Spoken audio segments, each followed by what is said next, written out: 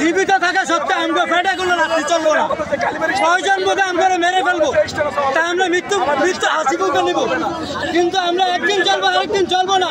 500 টাকা আজকে কাম করতে গিয়ে আমার কিস্তি আছে, আমার গাড়ি আছে, আমার বাচ্চাকে তো স্কুলে পড়াশোনা করে, স্কুলের খরচ দিতে গিয়ে মাদ্রাসার খরচ দিতে গিয়ে বিনা চামড়া থাকে না।